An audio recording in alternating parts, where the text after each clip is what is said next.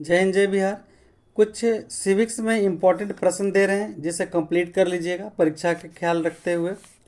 बिहार में हुए छात्र आंदोलन के प्रमुख कारण बताएं। बिहार में हुए छात्र आंदोलन के निम्नलिखित कारण हैं। नंबर 1, 1971 में कांग्रेस का दिया गरीबी हटाओ का नारा झूठा साबित हुआ।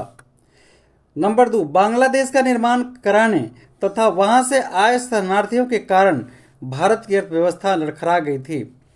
बांग्लादेशी की स्थापना से कुड़कर अमेरिका ने सहायता पर पाबंदी लगा दी थी। चौथा नंबर 1972-73 में मानसून द्वारा दिया गया धोखा भी था। एक प्रश्न है, आरटीई क्या है? तो आरटीई एक होता है आरटीआई, दोनों अलग है। आरटीई का मतलब होता है right to information. Right to information मतलब सूचना का अधिकार। किसी भी व्यक्ति को किसी दफ्तर से या किसी भी जगह से सूचना पाने का अधिकार है कि कौन चीज़ क्या हो रहा है, कौन सा योजना चल रहा है, ये कितने रुपए का है, कब तक योजना पूरा होना है।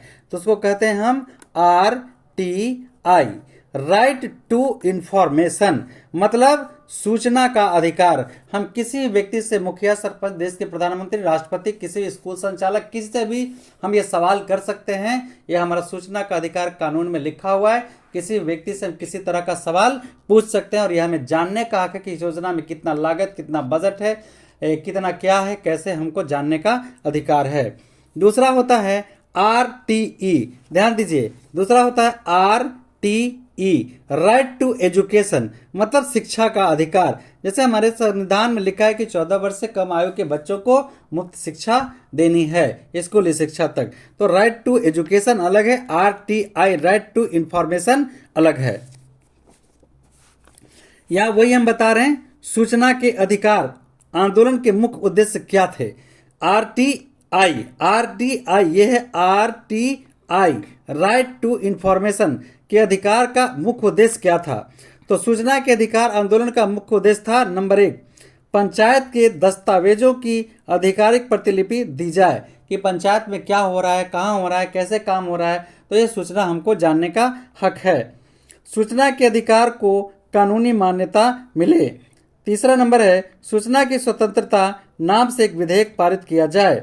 चौथा नंबर है मांगी गई सूचना में कोई हिला हुज्जत नहीं किया जाए, मतलब उसे आसानी से उपलब्ध करा दिया जाए। कोई अगर हमें इन्फॉर्मेशन चाहिए तो किसी भी मुखिया से, सरपंच से, स्कूल चलाने वाले से, संचालक से, किसी भी व्यक्ति से भी हम कोई भी सवाल करने का हमको पूर्ण अधिकार है जो लीगल है, उसको हम कहते हैं राइट टू इंफॉर्मेशन। दल बदल कानून, ये बहुत इंपॉर्टेंट है।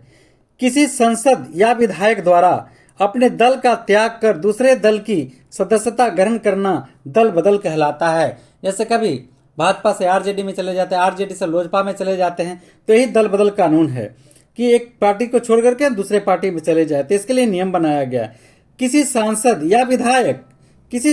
या विधायक द्वारा अपने दल का त्याग कर दूसरे दल की सदस्यता ग्रहण करना दल बदल कहलाता है। ऐसी स्थिति में सदैव सरकार के अस्थायित्व पर आशंका बनी रहती है। इससे उबकर दल बदल कानून बनाना पड़ा और लागू करना पड़ा। अब दल के सांसदों या विधायकों की संख्या के एक खास प्रतिशत से कम सांसद या विधायक अगर दल बदलते हैं तो उनकी सदस्यता जा सकती है। यह कानून जब से लागू हुआ है तब से लोकसभा या विधानसभा की स्थिति निश्चित हो गई है। नहीं तो फट से एक दो पार्टी छोड़ के उधर चले गए, एक दो पार्टी उधर चल के चल गए, जिससे सरकार की बहुत ज़्यादा बहुमत संकट में आ जाता था और सरकार बदल जाता था। जैसे अभी बिहार की स्थिति है, कुछ लोगों की सदस्यता दल बदल कानून के तहत अभी वर्तमान समय में गया है। देखिए प्रश्न है, राजनीतिक दल को लोकतंत्र का प्राण क्यों कहा गया? राजनीतिक दल को लोकतंत्र का प्राण क्यों गया? तो राजनीतिक दल ही चुनाव लड़के जीतते हैं और लोकसभा में जीतने के बाद ये केंद्र में प्रधानमंत्री बनते हैं और विधानसभा में जीतने के बाद राज्य में मुख्यमंत्री बनाए जाते हैं। तो ये राजनीतिक दल जो है लोकतंत्र का प्राण है। राजनीतिक दल पर लोगों का विश्वास होता है। जो राजनीतिक दल अच्छे कार्य करते हैं वो हमेशा वोट जीत करके और अच्छे सरकार चलाते हैं और देश की तरक्की, राज्य की तरक्की करते हैं। तो देश की तरक्की, राज्य की तरक्की राजनीतिक दलों में ही निहित होती है कि कौन सा दल अच्छे कार्य करता है। ऐसे लोगों को ही, कार्य करने वालों को ही हम वोटिंग करें, अपना मत देकर जिताएं, ताकि देश की तरक्की, दुनिया की तरक्की, राज्य की तरक्की हो। तो दल बदल कानून ही, ये क्या बोलते हैं, राजनीतिक दल ही लोकतंत्र का प्राण कहा गया है। देखिए, राजनीतिक दल के प्रमुख कार्य क्या हैं। तो राजनीतिक दल के कार्य क्या है। सबसे पहले, जब सरकार जीत के आती है किसी भी दल का, तो उनका कार्य क्या होता है, नीति बनाना और कार्यक्रम तय करना। जो नीति बनाते हैं और कार्यक्रम तय करके अपने राज्य और देश का विकास करते हैं। शासन का संचालन करना, सुचारू रूप से शासन व्यवस्था का संचालन करते हैं, जिससे किसी भी तरह से बाधा उत्पन्न नहीं होता है। लोक मत का निर्माण करना, लोगों में मत हासिल करना, यानी एक मत लेकर के सरकार चलना, देश चलाना और शासन व्यवस्था को सुदृढ़ रखना। राजनीतिक प्रशिक्षण देना, गैर राजनीतिक कार्य करना।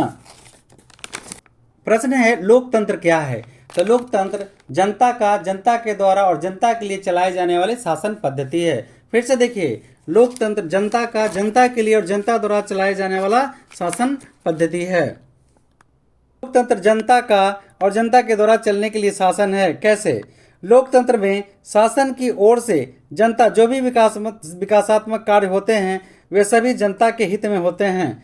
जो काम होते हैं वो सब जनता द्वारा निर्वाचित प्रतिनिधियों द्वारा होते हैं। जो भी काम होता है वे जनता के हित में ही होते हैं। अतः स्पष्ट है कि लोकतंत्र जनता के द्वारा और जनता के लिए चलाए जाने वाले शासन पद्धति है। यह कथन अमेरिकी विद्वान अब्राहम लिंकन ने कहा था। देखिए, परिवारवाद क्या है। सत्ता का हस्तांतरण एक पीढ़ी से दूसरी पीढ़ी को सौंप देना ही परिवारवाद है। सत्ता का हस्तांतरण एक पीढ़ी से दूसरी पीढ़ी को, जैसे नेहरू जी के बाद गांधी जी इंदिरा गांधी प्रधानमंत्री, उनके बाद राजीव गांधी प्रधानमंत्री। तो इस तरह से बिहार को अगर हम देखते हैं तो लालू जी मुख्यमंत्री, लालू जी के बाद उनकी पत्नी मुख्यमंत्री, उसके बाद तेजस्वी। तो इस तरह से क्या, इसे हम परिवारवाद का एक उदाहरण हम दे सकते हैं। सत्ता का हस्तांतरण एक पीढ़ी से दूसरी पीढ़ी को, यह हमने इसलिए बताया ताकि बच्चे इस बात को अच्छी तरह से समझ लें। राजनीतिक परिवार से, राजनीतिक परिभाषा से हमको कोई लेना देना नहीं है। सत्ता का हस्तांतरण एक पीढ़ी से दूसरी पीढ़ी को सौंप देना ही परिवारवाद है। भारत में इसका नंगा नाच पंडित जवाहरलाल नेहरू और इंदिरा गांधी के समय से ही चला आ रहा है। उस परिवार द्वारा कुछ लालची चाटुकार बनाए गए थे जो समय समय पर झंडा भांजते और जयकार का नारा बुलंद करते हैं। देखते देखते छुटमैये नेताओं भी यह प्रथा चला दी, मानो भारत में लोकतंत्र न होकर जनतंत्र हो गया। तो ये बहुत ही गलत है। सूचना का अधिकार लोकतंत्र का रखवाला है। कैसे। सूचना का अधिकार कानून के तहत लोकतंत्र का रखवाला का अर्थ होता है कि कानून लोगों की जानकारी बनाता है, जानकारी देता और जानकार रखता है। यह लोकतंत्र को रखवाले के तौर पर सक्रिय रहने की प्रेरणा देता है। यह कानून भ्रष्टाचार पर अंकुश लगाता है। यह कानून लोकतंत्र को मजबूत भी बनाता है। राजनीतिक दल इससे शिक्षा ग्रहण करते हैं। लोकतंत्र सूचना के अधिकार के तहत किसी भी मंत्री, किसी भी संतरी, किसी के भी बारे में हम जान सकते हैं कि उसके पास पहले प्रॉपर्टी कितना था, आज प्रॉपर्टी कितना है, वो कहाँ से लाया है, कैसे लाए। हम RTI के तहत ये सब जान सकते हैं। तो हम कह सकते हैं कि सूचना का अधिकार लोकतंत्र का रखवाला है। कोई भी लूटपाट के अवैध संपत्ति नहीं बना सकता। कोई IAS IPS कोई भी ऑफिसर हो, किसी भी किरानी क्लर्क बाबू के बारे में ये हम जानकर उन पर रेड करवा सकते हैं, छापा मरवा सकते हैं। आतंकवाद लोकतंत्र के लिए चुनौती है। बहुत इंपॉर्टेंट है।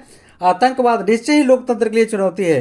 किसी भी देश में लोकतंत्र और आतंकवाद दोनों एक साथ नहीं चल सकते हैं। लोकतांत्रिक शासन में स्थिर शासन की पहचान है, जबकि आतंकवादी कब, कहां और कैसे अपना किसी को निशाना बना देंगे ऐसा कोई नहीं जानता है।